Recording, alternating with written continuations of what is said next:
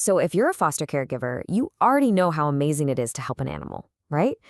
But you also know that little knot of worry that can pop up. In this explainer, we're going to tackle the big question, the one that can really stress you out. Is this an actual emergency? Let's dive in and figure it out together. Yeah, this is it. This is the question that can have you staring at the ceiling at 2 a.m. You know the feeling. Your foster pet just seems a little off. But is it just an upset tummy, or is it something, really serious? How in the world are you supposed to know when to make that call? And look, let's be real. It's a huge weight on your shoulders. It can be flat out scary trying to make that decision. But here's the thing. You are not alone in feeling this way. And being prepared, that's your best defense. Our whole goal here is to give you that confidence so you know exactly what to look for. All right, so this brings us to what we call the foster caregiver's dilemma, that classic wait and see versus act now moment.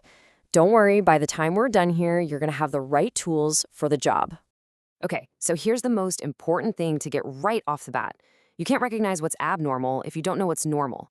It's like you need a map of healthy to spot when your pet has taken a wrong turn. Establishing that baseline, that is literally your foster parent superpower. Okay, so how do we build up this superpower? Well, it all starts with a super simple daily health check. Seriously, this isn't rocket science. It's just about paying attention. It's a tiny habit that pays off in a huge way.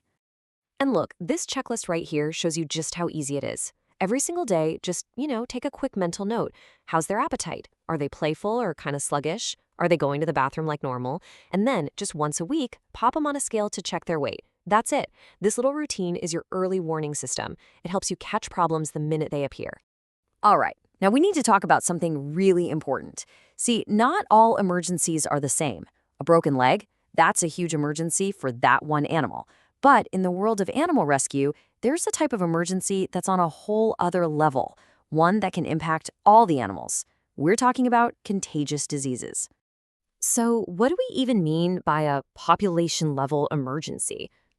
Think of it like this. An illness in your foster animal isn't just a problem for them. It's like a spark that could start a wildfire, spreading through the whole shelter system.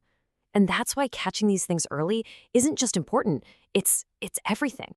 And the thing is, the stakes are just so much higher because, well, shelter pets are a uniquely vulnerable bunch.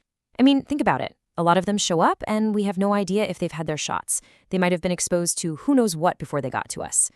And then you have the tiny kittens and puppies, right at that super fragile age where the immunity they got from their mom is starting to fade.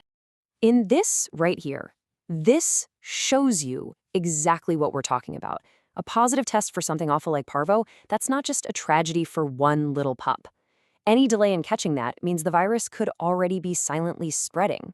And this is why that simple daily check-in we talked about is so critical. It's your first line of defense against a total disaster. All right, so we get it, the stakes are high. Now let's get down to the nitty-gritty. What are you actually looking for? We're going to break down all the red flags from the super obvious ones to the more subtle clues you need to watch out for. So we can kind of split these signs into two buckets. First, you've got your obvious emergencies. The no-brainers, the things that make you go, yep, calling for help right now. And then you've got the subtle symptoms. These are trickier, for sure, but they can be every bit as urgent.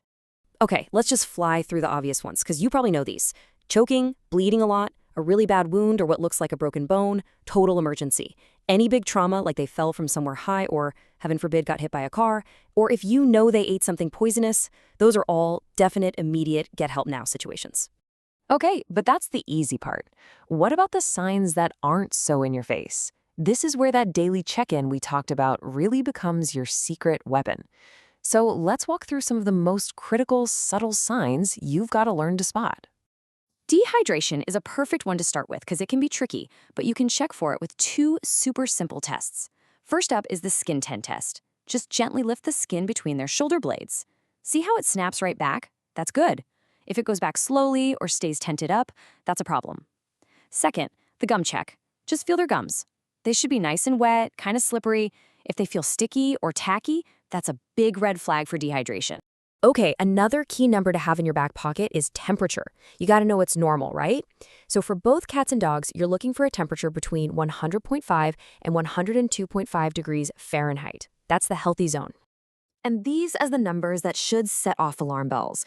If you see a temp of 104.5 or higher, or if it drops down to 98.5 or lower, you are officially in the danger zone. We could be talking about a nasty fever, heat stroke, shock, all very, very serious stuff. Okay, let's circle back to those gums because their color tells you so much. What you want to see is a healthy bubblegum pink. But if you lift their lip and see gums that are pale or even white like this, that is a major, major red flag. It can mean things like internal bleeding or serious anemia. This is a life-threatening emergency. Now, look at this other comparison. If you ever see gums that look bluish or gray, that means the animal is not getting enough oxygen. This is one of the absolute most critical emergencies you can encounter. It often points to a severe breathing problem or a heart issue. There is no wait and see with this one. You call for help immediately. And that's a perfect lead-in to talking about breathing. I mean, what does labored breathing even look like? Well, here's what to watch for. Open mouth breathing, especially in a cat, that's a huge warning sign. Are they gasping for air? Listen, can you hear really noisy, raspy sounds? And look at their body. Is their belly moving a lot more than their chest when they breathe? Any one of those signs means they're in distress and they need help right away. Okay, so you've spotted a red flag. Your heart starts pounding. What do you do next? Well, panic is not a plan. So let's wrap this up with your emergency action plan so you know exactly what to do when things get stressful. Here it is, just 3 simple steps. Step 1, safety first. Get your pet into a secure space and do any really basic first aid if you can, like putting pressure on a wound. Step 2, and this one is so important, stay calm. Seriously, your pet can feel your stress. If you're calm, it helps them stay calm. And step 3, the most important step of all, contact your foster coordinator. They are your guide, they're your lifeline, they will tell you exactly what to do next. And that really brings us to the one thing I want you to remember from all of this. You are your foster pet's #1 advocate. You're their voice. Nobody is ever going to be upset with you for being too careful. So if your gut is screaming that something is wrong, you have to listen to it.